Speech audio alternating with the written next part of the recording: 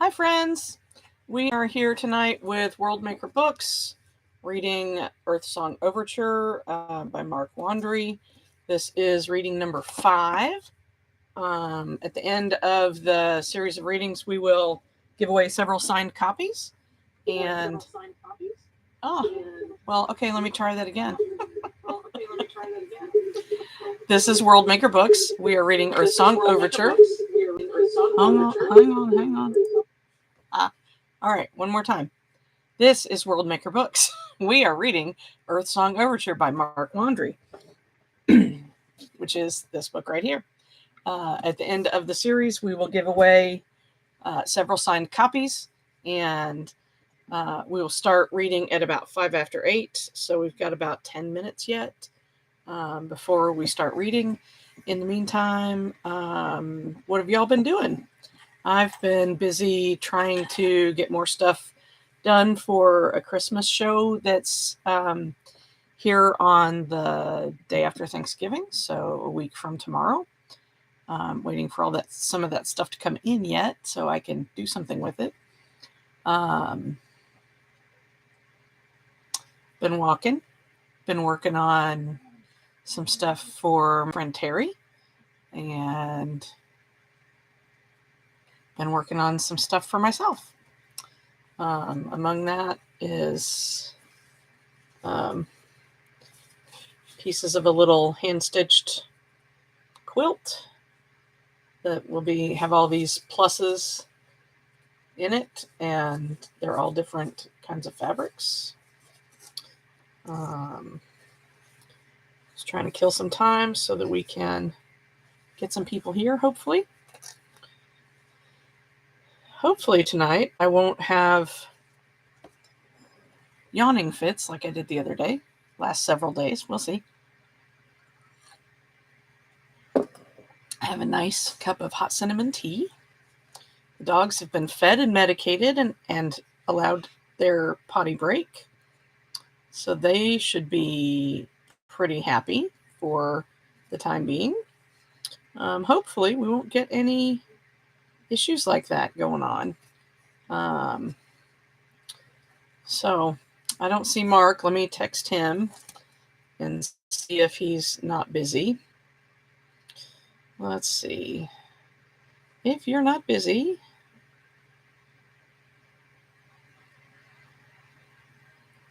it's reading time on YouTube. All right. We'll see if that gets him to show up. If you like what we've been doing with reading through Overture, do click subscribe and give us a thumbs up and share with your friends. We've got, I think, 13 whole subscribers currently, and we'd sure like to have a bunch more than that. At any rate, that's all I know for right now. I guess I gotta say something, huh? Since there's nobody here and nobody in the chat. Here on the Inner Banks, we are supposed to have a freeze tonight. Although my weather app says 34, some of the others say 32.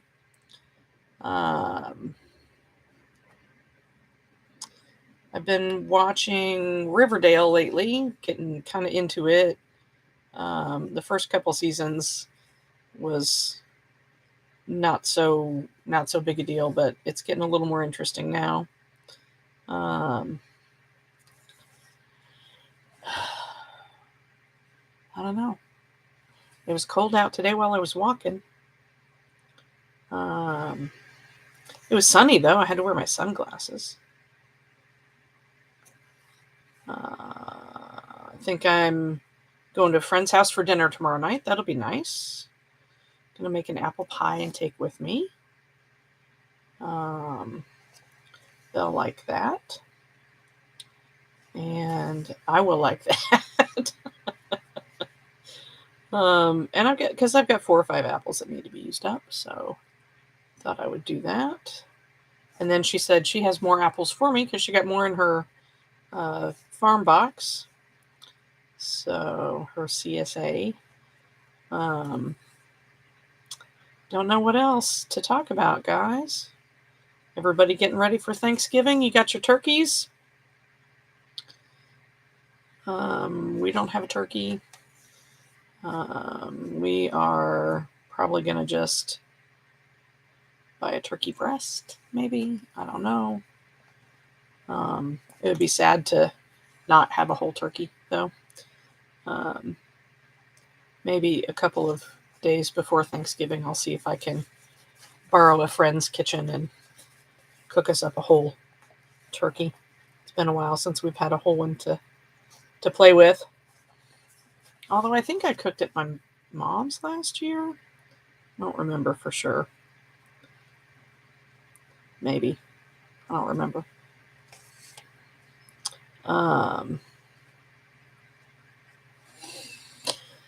Well, hi, Yvonne's here. Yeah, I tried to start at 5 till to give people a chance to chat in the... And Becky, hi, Becky. Try to give people a chance to chat in the chat area, and we'll start reading at about 5 after, so that people have a chance to show up. Well, I'm so glad you two ladies showed up, because I was reading to myself the other day, and it was really kind of sad. I mean, Mark was there, but he doesn't count. He wrote the book. So I am sewing on another little quilt piece thing. These things always look so awkward until you get them filled in good. Mark counts. Thanks, Becky. He'll appreciate hearing that. You're going to eat and then work. Yeah. You're doing a ham and a turkey breast. I'm not sure what we're going to be doing. I might try to go a couple days early, and yeah, that's okay. Everybody's got busy lives. That's why I make them available, for replay, because I can't imagine anybody could keep up with all of them. Oh, okay. You're working on a piece of 4HU? Yeah. I texted him a little bit ago, so I don't know if he'll get on here or not. He's in Vegas at the 20 Books conference, and I talked to him briefly earlier. He's been doing pretty good, I think. He got to see Lydia Shearer and her baby.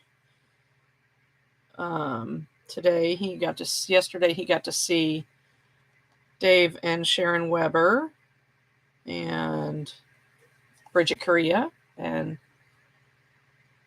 thanks, Yvonne. He got to see a bunch of people yesterday. Talked with Kevin Eikenberry and some of the others. He's been hanging out with Oz and yada yada. It's only 2 after, guys. We got to talk about something for 3 more minutes.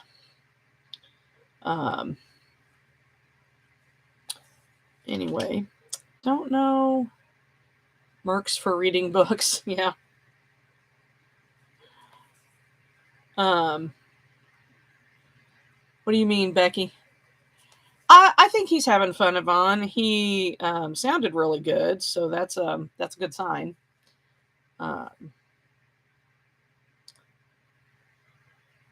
I'm surprised, because usually it means I have to work to get him to go out to things, but he seems to be going and doing, so that's good.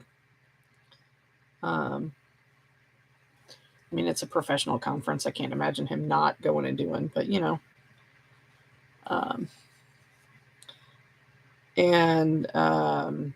know I've been making a series Bible for Terry Maggart for his Backyard Starship universe. That's 10 books deep so far. And he was telling Craig Martell about that the other day, and Craig got all excited because he said he doesn't know of anybody that's doing that for series. I have a burrowing Chi-Chi behind me. Yeah, that doesn't surprise me. It's a little chilly here. It's going to freeze tonight, and so they're a little chilly. And you notice I have my sweater on because When Mark's not here, I'm a skinflint and keep it a little cooler than he does. I hate going out and messing with the propane all the time. It's just a pain. It's just a pain. Let's see. Who are you? Oh, you must have been seeing Poyo in the chair back there in the black and white by the little electric fireplace. She it took her a while, but she finally got good at burying herself. But she had to learn it, and she didn't really learn it until after we moved into the RV. Before then, she would just kind of sit and shiver. So, all right. It's finally 5 after. Let me put this needlework down. All right. Time to read. Yeah, it is cute watching her. All right. I am going to read from chapter break to chapter break. I'll stop, look and see if there's any questions, address them as possible, and then go on. Let's see. Got to get a drink first.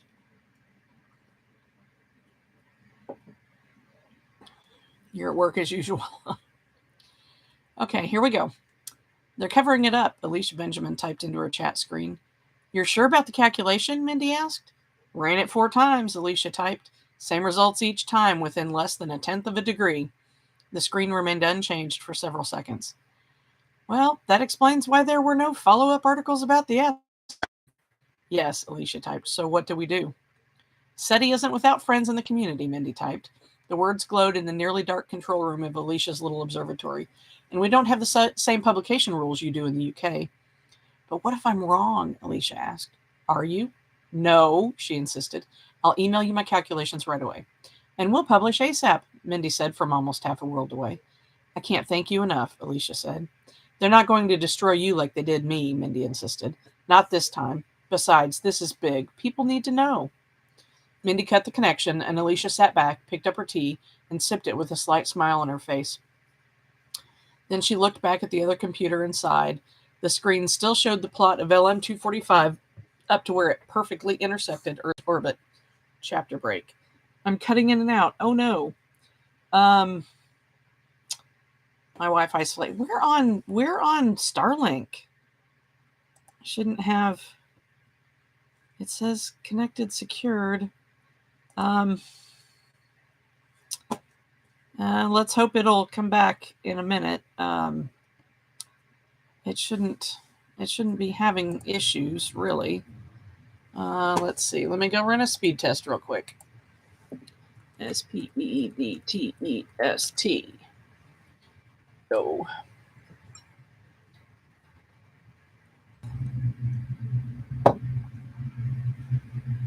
I bumped something. No, I don't have anything hooked up here to bump. I might have. Yeah, I bumped the screen. Please start at the beginning, okay? Let me do this speed test real quick.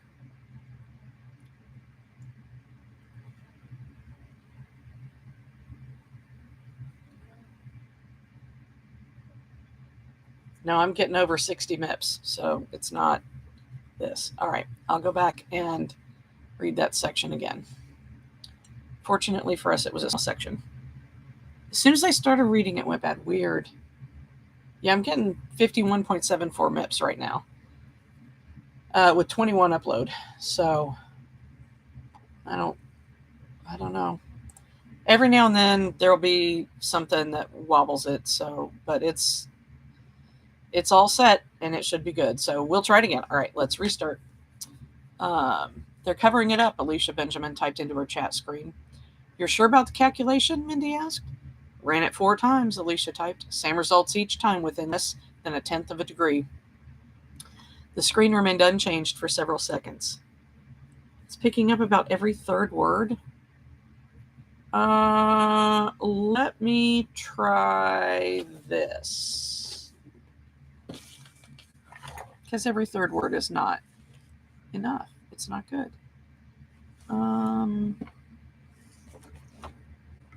It may be that the microphone on the thingy is not good.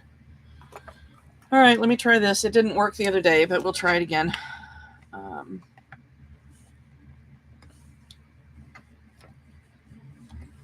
Come on, get in there.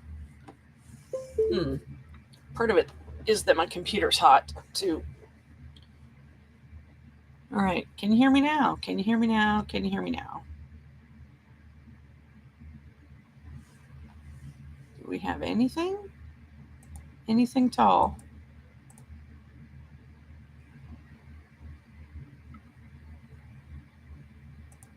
Brave browser's using my microphone. Yep. Video is fine. The sound is jacked. Okay. Microphone.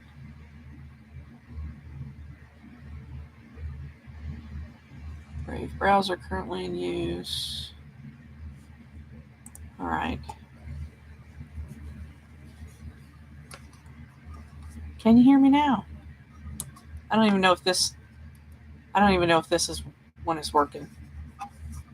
All right. Can you hear me now? Anybody? Hi, Larissa. Okay. At any rate, we're going to start and go on now. So let's try that again. They're covering it up, Alicia Benjamin typed into her chat screen. You're sure about the calculation? Mindy asked. Ran it 4 times, Alicia typed. Same results each time within less than 1/10 of a degree. The screen remained unchanged for several seconds. Well, that explains why there were no follow-up articles about the asteroid. Yes, Alicia typed. So what do we do? SETI isn't without friends in the community, Mindy typed. The words glowed in the nearly dark control room of Alicia's little observatory. And we don't have the same publication rules you do in the UK. What? Oh, that was my... I'm sorry, you guys. That was the tea kettle turning itself off. SETI isn't without friends in the community, Mindy typed. The words glowed in the nearly dark control room of Alicia's little observatory. And we don't have the same publication rules you do in the UK. But what if I'm wrong? Alicia asked. Are you? She insisted. No, she insisted. I'll email you my calculations right away. And we'll publish ASAP, Mindy said from almost half a world away. I can't thank you enough, Alicia said. They're not going to destroy you like they did me, Mindy insisted. Not this time. Besides, this is big. People need to know. Mindy cut the connection, and Alicia sat back, picked up her tea, and sipped it with a slight smile on her face. Then she looked back at the other computer and sighed. The screen still showed the plot of LM-245 up to where it perfectly intersected Earth's orbit. All right, there's a break there.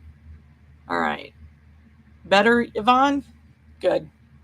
All right, so this chapter break. All right, we'll go on. Mindy finished the emails she needed to send and found she wasn't tired. After reviewing the next day's schedule, she decided to process some of the data. Even with the supercomputer cycles they'd recently rented, there was much more to do. She was just getting tired when her cell phone rang. She answered without looking at the screen. Mindy, she said. Hi, an all too familiar voice said. Jake, she said with a slight shake in her voice. Weren't expecting me to call? He asked. No, she admitted, not at all. I miss you. I miss you too, she said, but not enough to stay. No, she said with a sigh. Jake, I explained it all in the note. A note, after all our time together? Mindy tried to control her emotions. You could have done what you wanted to do here, you know. No, I couldn't. There was an almost inaudible curse on the other side. Is that all you wanted, Jake? No, he said. I've transferred half our savings into your account. You didn't have to do that. Yes, I did. There was a pause again. You had a call at my number. Someone named Skinner. Surprise washed away Mindy's mixed emotions. Leo Skinner? Dr. Leo Skinner of NASA? Yeah, that's him. He said he needed to talk to you right away. Thanks for calling, she said. I know it probably wasn't easy. You're welcome, she said. He said. She hit the hang-up button before he could say something she didn't want to hear. That your fiancé? Mindy turned and saw her friend Harold standing behind her. Her workstation was just down the hall from his. Only weeks ago, they'd chatted over Skype. Now she was working with him again. It all felt so strangely familiar. He's not my fiancé anymore, she said coldly. I'm sorry, Harold. I need to make a call, then get some sleep. Sure, he said, and smiled before heading back to his area. Mindy grabbed the little old-fashioned address book she kept in her shoulder bag and quickly found the number she was looking for. It was late in Florida, 3 hours later than in Seattle, but she dialed it anyway. Dr. Skinner's office, a woman answered, much to Mindy's surprise. I need to talk to Dr. Skinner, please, she said. I'm sorry, he's unavailable. He left a message for me. This is Mindy Patoy. Oh, yes, Miss Patoy. He's been hoping you would call. One moment, please. I'll put you through. Mindy had known Dr. Leo Skinner since he'd overseen the radio astronomy department at NASA's Jet Propulsion Lab, and she'd been an undergrad student there.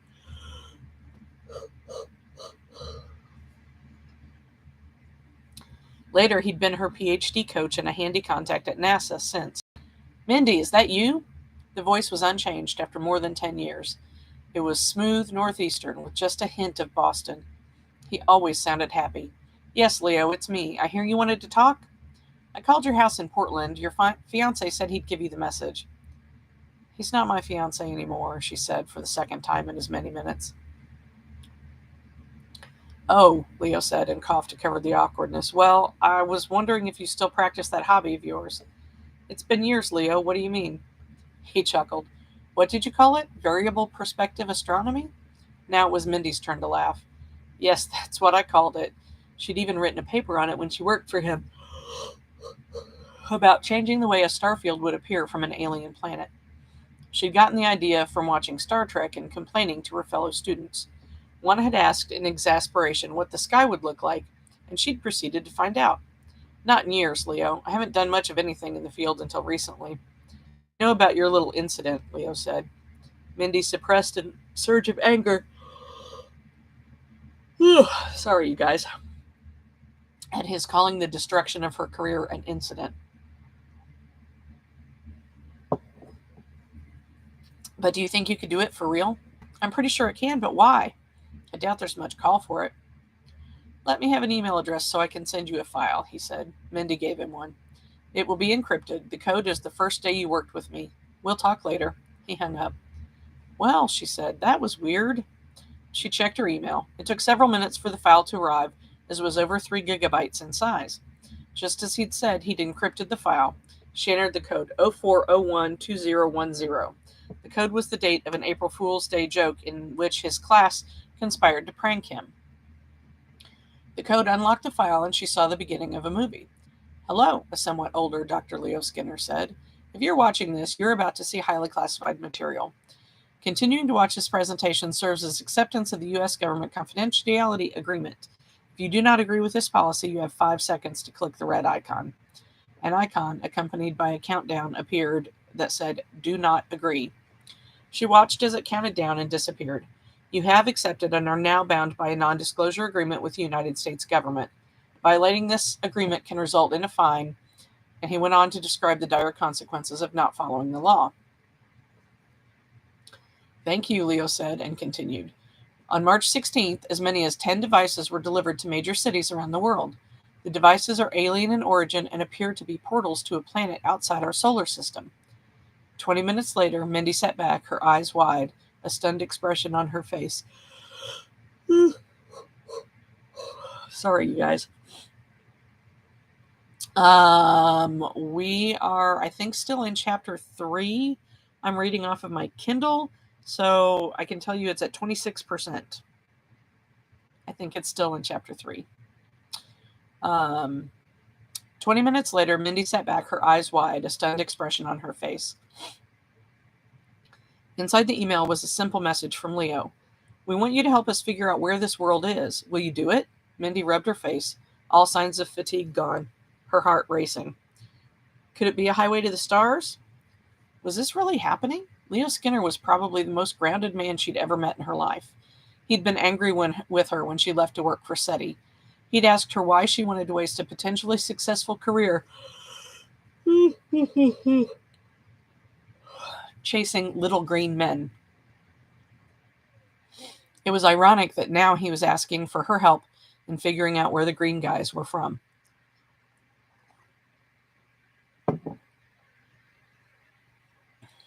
Mindy typed a one-word response to his email. Absolutely. A minute later, he responded, obviously having waited for her to watch the video, and reply, You will be getting a package tomorrow. I need an address. She typed it in and sent the reply. Nothing more followed. She shut down her computer and got up to leave. She needed a drink. All right, there's a chapter break. So that was the end of chapter 5. Any other questions? Nope. Are all good. Okie dokie. We have another sip of this and we'll go on. I got my favorite mug out again. All right, chapter 6, April 21. Mindy had just arrived at the SETI office and was waiting for the Keurig to brew her tea when one of the younger assistants came trotting down the hall. He skidded to a stop when he spotted her. Miss Petoy? He asked. Mindy is fine, she said, and nodded. Someone is out front to see you. Thanks, she said. The assistant ran off to tackle some other task. She wondered if she had ever been that young. Her tea finished brewing, so she added a little sugar and a splash of half and half, then took the mug and went to the front of the office. It was a shabby building not far from the old Pike Place Market that probably should have been demolished years ago, but it was all SETI could afford. The old warehouse had been refitted as offices years before, and they were cheap.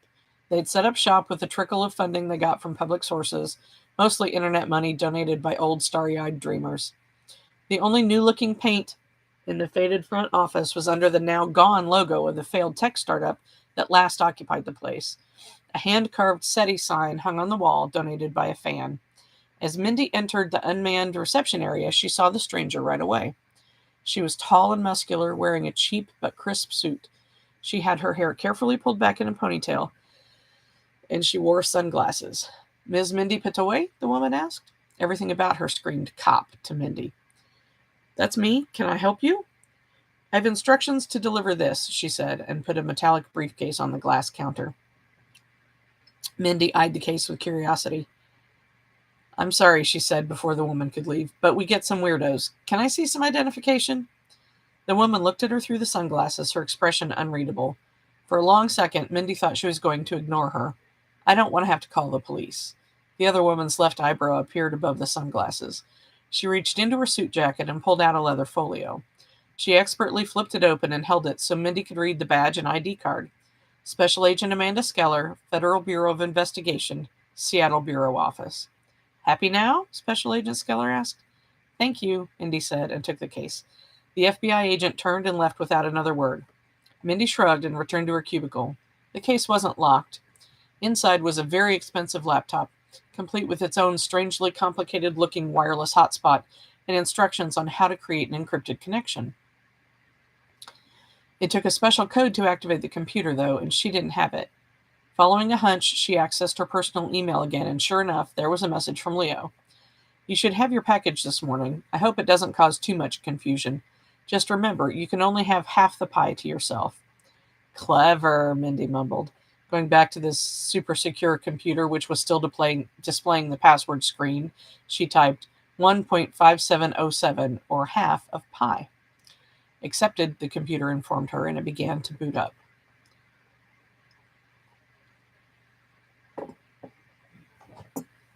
There were very few programs on the computer, but she immediately noted a secure telelink program and activated it.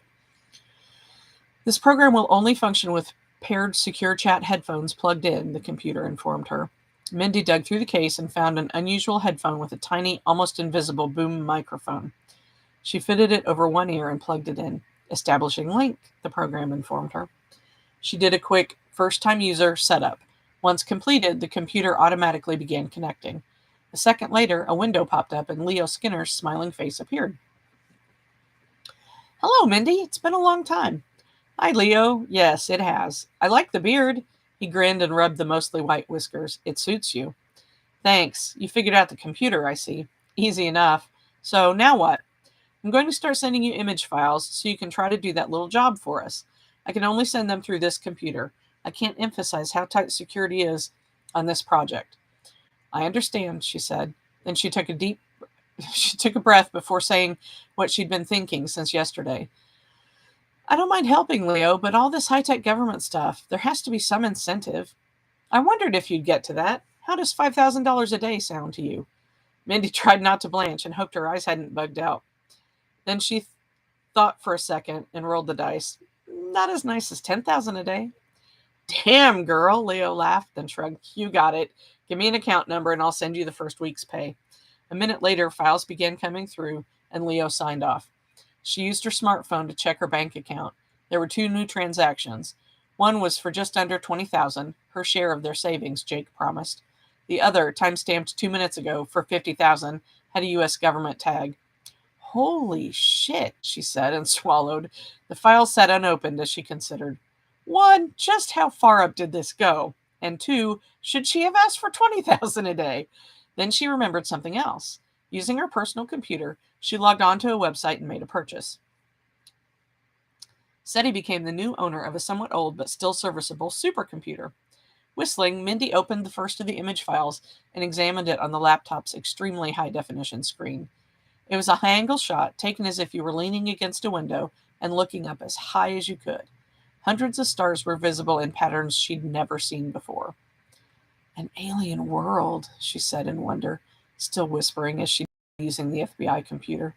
She felt a profound sense of dislocation and wondered if SETI was suddenly completely redundant. She saved the data on the laptop and put it back in the case, which apparently had an integrated battery pack and cordless charger. She'd work on Leo's project on her personal time. For now, it was back to the job she'd come there to do. She needed to pick up where she'd left off on that signal from so many years ago. All right, chapter break. No more questions?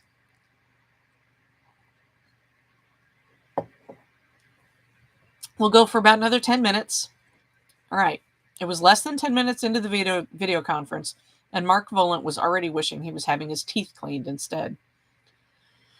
The director would normally have sat through this level of meeting. However, he was busy today, and Volant had drawn the short straw. Volant and Dr. George Osgood were the only 2 present for the meeting in the electronically secure command trailer. Attendees from all over the country participated in the meeting via a pair of huge LCD monitors, split among them Dr. Leo Skinner from NASA. On the left were government functionaries and cabinet-level staff. The basic briefing had just finished when Mr. Ted Oxenhurt, assistant to the president, spoke up. The president is absolutely furious that he was not briefed about this asteroid until a few hours ago. Well, Dr. Skinner spoke up, the president has to understand that asteroids don't just change course suddenly. Yet this one did, Oxenhurst replied with a sneer. Yes, it appears this one did. So why didn't we see it coming after it changed course? Oxenhurt persisted. Because we weren't watching it, Osgood spoke up. Excuse me? Oxenhurt grumbled. That seems like a lame excuse.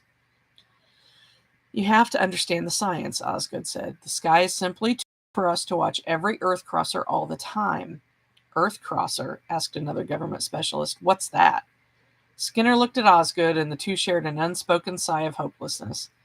Skinner explained, an Earth crosser is an object that, during its orbit around the sun, crosses Earth's orbit.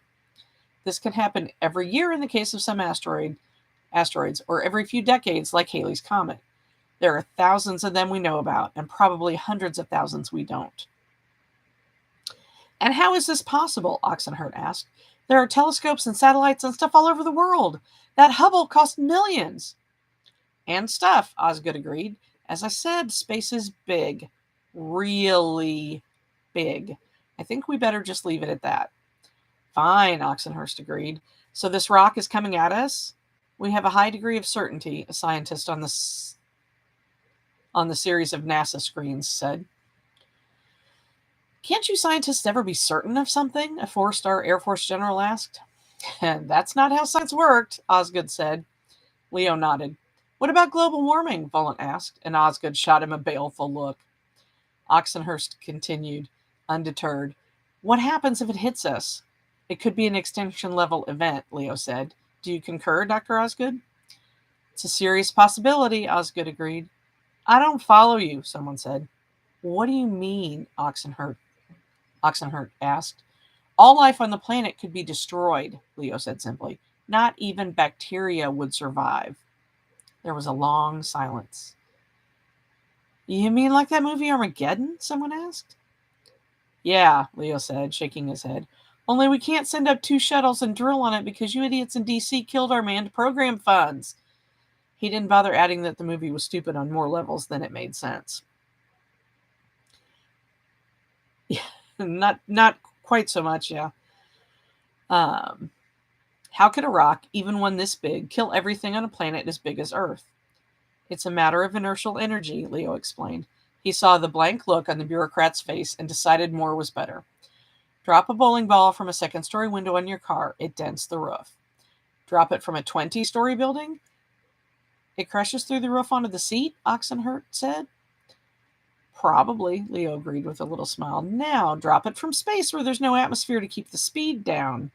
What happens then? This rock is coming around the sun, dropping from the outer system, picking up speed all the way. By the time it gets here, it'll be traveling more than 100 kilometers a second, and maybe a lot more. That bowling ball hits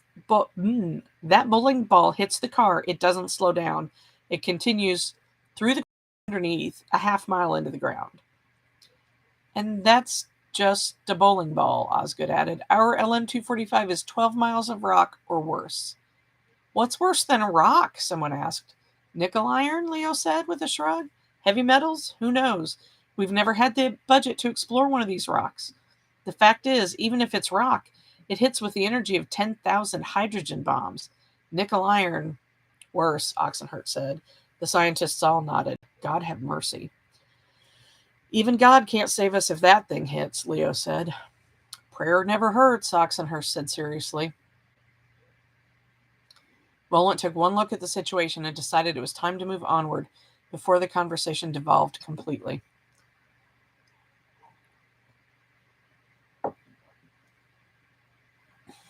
I think we can leave the spiritual implications of a world-killing asteroid for another day, he said. Leo rolled his eyes but didn't interrupt. I'd like Mr. Oxenhurt to direct his attention to the reports on this portal. He waited while everyone did so. The scientists I've been supervising are all in agreement.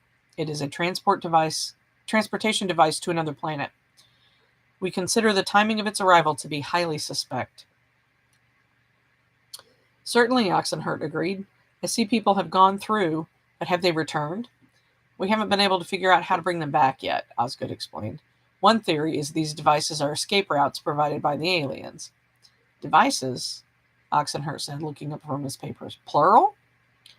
Yes, Volant said. My sources suggest there are at least 9 others, possibly more. Oxenhurt glanced away from the camera, perhaps at someone out of view, and back again before speaking. If these devices are an escape, does that mean that the aliens that delivered them have aimed this asteroid at us on purpose? Oxenhurt asked pointedly. We don't know that the asteroid was intentionally redirected, Leo said. We don't know that it wasn't, Oxenhurt retorted. This could merely be an elaborate ruse to get us to ship captives, hostages, even slaves to another world. This paper, published by some astronomers at the behest of a woman from SETI, details an observation of the asteroid being hit by something? Yes, Leo agreed. That astronomer in the UK is the only one who witnessed the supposed event. The president's scientific advisors say the details of the asteroid changing course and the appearance of portals leading to a world which appears ideal for human life weren't coincidences.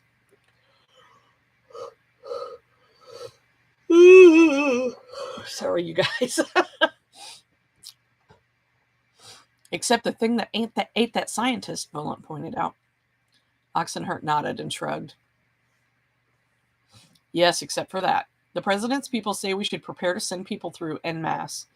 We have to advise against that, Leo said. I concur, Osgood said right away. And what about the NSA? Oxenhurt asked. Same, Volant said. We need to give them more time to figure out how this portal works, to see if the other plan for dealing with this asteroid is successful, and to maybe even figure out where the other planet is. What about the possibility of moving the portal to somewhere more advantageous? The advisor asked. It's a non-starter, Osgood said. It's potentially dangerous to move it. Oxenhurt grunted at that, then sighed. Okay, he said, and took out a red folder. POTUS has authorized the retasking of space-based assets per Project Excalibur, including a pair of launches. This includes nuclear weapons release. Osgood and Skinner looked surprised, but nodded.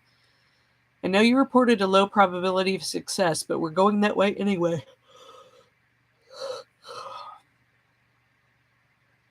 As for this portal, I'll pass along your recommendation to POTUS that research continue. This includes giving you black at your discretion for the foreseeable future. Soon, all eyes will be watching space anyway. The press is already growing bored with the cleanup in Central Park.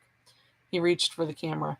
"Send daily reports through your chain of command, Agent Volant," he ordered, and cut the connection. With the White House group gone, the others disconnected in quick order, leaving Osgood and Volant alone in front of a bank of black monitors. Osgood turned, looked at the agent, and spoke. "Your report left off the 144 indicators," he said. "Why?" "Orders," Volant said, and got up. "I'm not the one making the calls here. Keep getting answers as quickly as you can. We don't want this spinning out of control." Osgood left the communication trailer and walked the short distance to his personal quarters, a small luxury RV set up within view of the portal dome. Inside, he grabbed an ice-cold imported beer from the fridge, popped off the top, and took a long pull. As he felt the glow begin to spread, he wondered if there would be enough time to save what needed saving. Chapter break. Let me see how long the next bit is. All right, it's about 8 pages.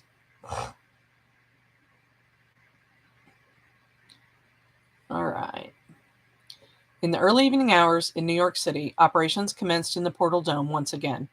The scientists had devised a better way of communicating with the soldiers on the other side, but now they needed to deliver the device. That meant another traveler had to be sent through the portal. The last 9 soldiers assembled, all in full kit. Their senior NCO explained to Osgood that this was just in case. The guns were still making him nervous. As before, the team of technicians tasked with throwing through crates was standing by. The lead stepped onto the dais and the portal sprang to life. Lieutenant Colonel Wilson was standing on the other side, waiting. He looked muddy and tired, and he had blood on his uniform. A murmur of conversation passed through the portal dome. "Quiet," Osgood barked, and looked as Wilson held up his tablet. "Situation is delicate," the screen said. "Very large predators, like dinosaurs. Very aggressive. No fear of humans." Osgood sucked on his lower lip as he typed his reply. "Noted. Can you maintain presence? We are still evaluating long-term decisions." "Not without resupply," the tablet displayed after Wilson typed on it. "Ammo high priority, as are bigger guns." The senior NCO stepped up behind Osgood. She was the only female on the team, and the name Simpson was velcroed to the front of her uniform under her sergeant rank tabs. "I need to change the crates," she said to the scientist. "They haven't been weighed or anything." He gestured to the colonel with his head. "Judging by the look of him, we'd better get this over quickly." "Do you know about what it weighs?" Osgood asked. She considered for a moment.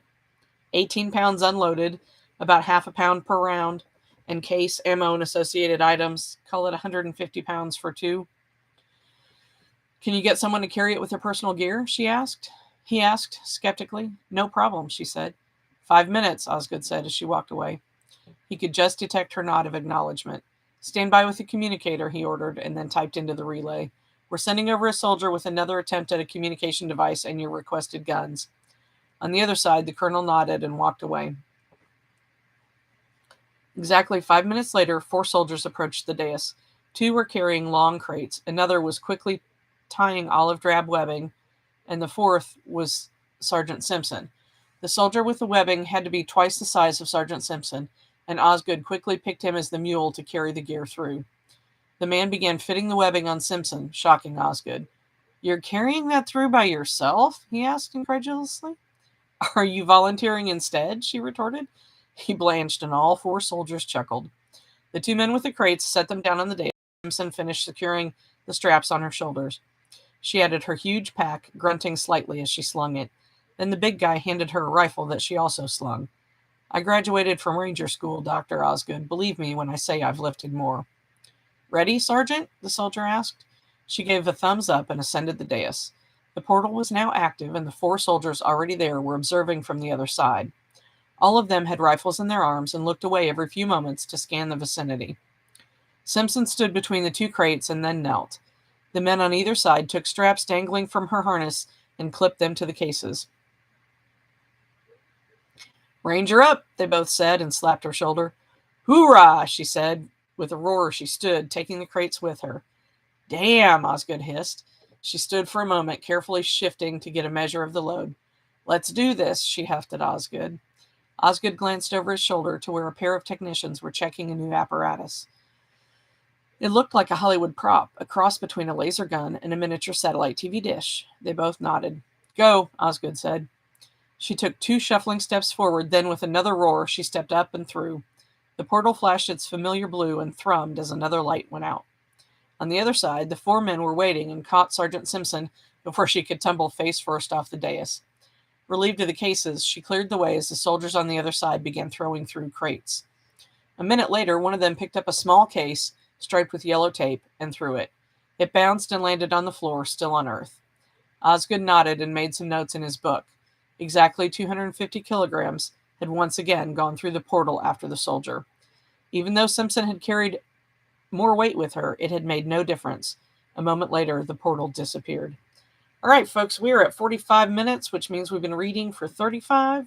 I think we're going to stop there because the next section is quite a bit longer.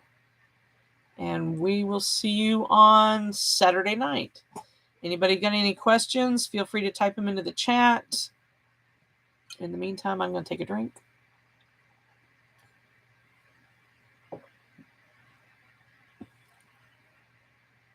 That puts us at 29% through the book.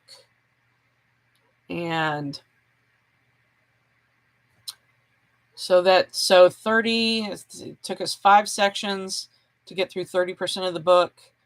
So I'd say another 10 or 12 so far.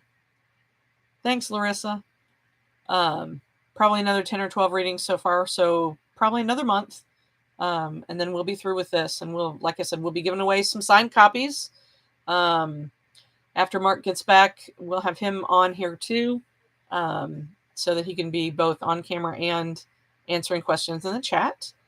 And I need to remember to look at the camera. So I'm looking at you guys, not at myself on the here. I know. Let's fix that. There, that's a little better. At least now I'm looking at roughly at the camera. Anyway, that's all we got for this time. We will all see you all on Saturday, I hope, at 8 o'clock. If not, this will be available for watching later. And hope to see y'all soon. Bye.